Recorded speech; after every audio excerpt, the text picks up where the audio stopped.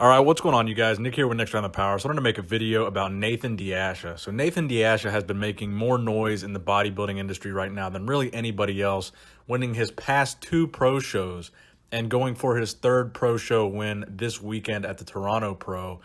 He won the New York Pro and, of course, the Cali Pro last weekend. And in addition to those 2 pro titles, he has also won the 2016 Lou Ferrigno Legacy Show, and he also won the 2016 Toronto Pro. So as of now, he has 4 total pro wins, and these are all pretty big pro shows. I'd say that New York Pro win is probably the biggest win of his career so far. The Ferrigno Legacy could be a close second, Cali Pro or Toronto Pro in third. But overall, this guy has, he's been gaining tremendous momentum, especially this year. But 2016 and 2017 were both very good years for Nathan Asha. So the main impressive thing to me about Nathan Asha is how fast he's been improving upon his placings. In 2016, at the Mr. Olympia, his very first Olympia appearance ever, he took 12th place. Now, the following year in 2017, he moved all the way up to 7th place from 12th. So over 5 places he moved up in just 1 year's time. So this guy is just getting better and better each year, and he's getting better very quickly. So if he does win this Toronto Pro this coming weekend, and he wins 3 pro shows in a row and then shuts it down for the Mr. Olympia, he's got to be one of the favorites to be in the top 6 going into that show. I mean, 3 pro wins in a row. I mean, I don't think you guys realize how much momentum that would be for a guy to win 3 pro shows going into the Mr. Olympia. Now, Asha is pretty good, but I would say he's probably not, top 3 Mr. Olympia good yet. Now, that's not to say he's not going to be that good one day, but I think as of right now, 2018, he's probably not top 3 at the Olympia good, but I would have him coming in that top 6 somewhere. So my prediction, he's going to move up from his 7th place finish last year to maybe a 6th or a 5th place spot, maybe towards the outside of that top 6 at the Olympia. Probably not in the top 3, but he is a very good bodybuilder. So what I think is going to happen is going into the 2019 Arnold Classic, I think he should do that show and win or try to win the 2019 Arnold Classic. And he'll have won pretty much every major title in bodybuilding that's really, really sought after, aside from the Olympia. So he's already won the New York Pro, which is essentially the 3rd biggest show in bodybuilding. And this is a title that, all these bodybuilders, they want to win the New York Pro. You get that fancy ring.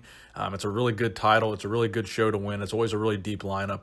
He's got the California Pro. That's a good show to win. That's a show that Dallas McCarver had won in the past. The Toronto Pro, that's a good show to win. Of course, how could you not want to win the Ferrigno Legacy and get that awesome trophy that Lou Ferrigno gave out, which was basically him as the Incredible Hulk, this giant trophy. I mean, that's a pretty big title to win as well. If he can win the Arnold Classic in 2019, I think Asha is going to have more momentum than really anybody else going into the Mr. Olympia. This guy is going to be a guy that people are going to want to see. He's going to be a top threat. He's going to have a bunch of major titles under his belt, and he's still a very young guy, and he hasn't really been around that long.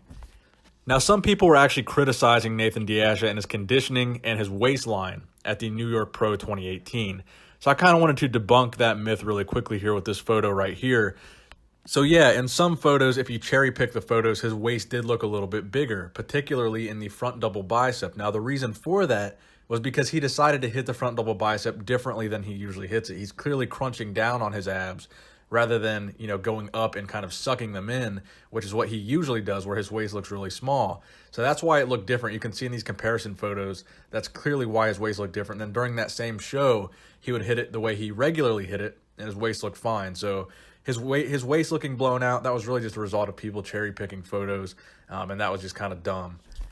As far as the conditioning is concerned, I think there's no argument he could have been more conditioned at the New York Pro. I think he certainly came in better at the California Pro a week later, but I think a major factor in the New York Pro was the lighting. I think everybody, their conditioning looked a little bit off as a result of the bad lighting, and Nathan Asha was no exception to that rule.